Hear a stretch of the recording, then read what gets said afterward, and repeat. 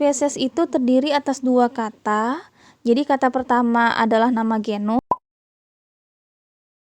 Oke, berikutnya adalah metode atau sistem klasifikasi makhluk hidup. Berdasarkan kriteria digunakan, sistem klasifikasi makhluk hidup ini dibedakan menjadi 3, yaitu sistem buatan, kemudian alami, dan filogenik.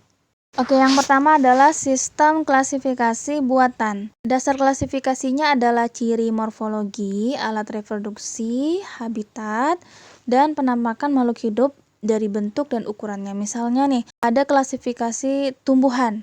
Ada pohon, semak, perdu, dan gulma. Nah, berdasarkan tempat hidup dapat dikelompokkan hewan yang hidup di air, hewan yang hidup di darat. Kemudian berdasarkan kegunaannya, misalnya untuk makhluk hidup yang digunakan sebagai bahan pangan atau obat-obatan. Kemudian untuk yang alami, klasifikasi makhluk hidup ini menggunakan sistem alami. Pengelompokan pada sistem ini dilakukan berdasarkan pada karakter-karakter alamiah yang mudah untuk diamati. Pada umumnya berdasarkan karakter morfologi atau bentuk luar ya, sehingga terbentuk takson-takson yang alami.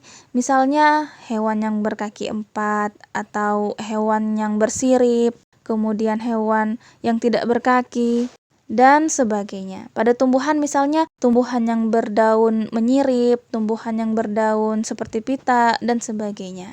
Kemudian sistem klasifikasi filogenik ini merupakan suatu cara pengelompokan organisme berdasarkan garis evolusinya atau garis atau sifat perkembangan genetik organisme sejak sel pertama hingga menjadi bentuk organisme dewasa. Sistem klasifikasi ini sangat dipengaruhi oleh perkembangan teori evolusi. Evolusi ini artinya perubahan pada sifat-sifat yang diwariskan suatu populasi organisme dari satu generasi ke generasi berikutnya, ya. Jadi makin dekat hubungan kekerabatannya, maka makin banyak persamaan morfologi dan anatomi antar takson. Sedangkan semakin sedikit persamaan, maka semakin besar perbedaannya. Berarti makin jauh hubungan kekerabatannya. Misalnya orang utan kan lebih dekat kerabatannya dengan monyet dibandingkan dengan manusia ya. Hal itu kan didasar pada tes biokimia. Setelah ilmu pengetahuan berkembang pesat, terutama ilmu pengetahuan tentang kromosom, DNA, dan susunan protein organisme. Berikutnya adalah perkembangan klasifikasi makhluk hidup. Dulu kita mengenal 2 kingdom kerajaan besar gitu ya. Ada kerajaan plantae atau tumbuhan, dan ada kingdom animalia atau hewan. Karena berdasarkan cirinya, untuk yang pertama, plantae ini dia tidak bergerak, sedangkan kalau yang ini dia bergerak.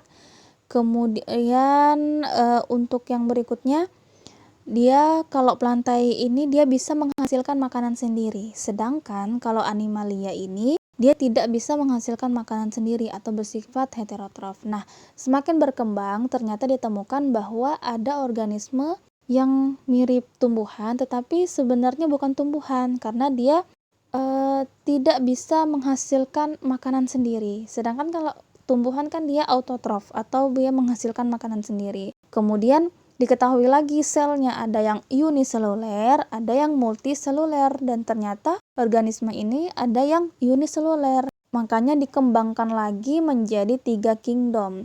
Yang pertama tetap ya, plantae. Ciri-cirinya plantae ini ternyata dia multiseluler atau bersel banyak. Ini tadi tetap ya, tidak bergerak aktif. Kemudian dia autotrof gitu ya. Kemudian yang kedua animalia. Dia multiseluler atau dia bersel banyak dan dia bergerak aktif, ini sama. Kemudian heterotrof. Nah, yang ketiga itu adalah fungi. Fungi ini jenis jamur. Selnya itu ada yang uniseluler atau bersel satu, ada yang multiseluler yang bersel banyak ya. Kemudian dia tidak bergerak aktif. Dia merupakan heterotrof tadi, tidak bisa menghasilkan makanan sendiri. Makanya dibedakan kingdomnya. Kemudian berkembang lagi menjadi 4 kingdom. Berikutnya adalah kingdom protista. Nah, kingdom protista ini dia uniseluler, ada juga yang multiseluler, kemudian ada yang autotrof, ada yang heterotrof. Nah, gitu ya. Jadi karena yang autotrof itu biasanya alga, kemudian yang heterotrof itu adalah protozoa. Nah, sekarang berkembang lagi menjadi 5 kingdom karena ternyata diketahui bahwa pada organisme itu selnya ada yang bersifat eukariotik, ada yang bersifat prokariotik. Kalau yang bersifat eukariotik itu artinya hewan atau organisme ini memiliki membran pada inti selnya. Sedangkan kalau yang prokariotik itu tidak memiliki membran pada inti selnya. Nah, ini yang 5 kingdom. Yang pertama sama ya, Plantae, dan dia bersifat eukariotik.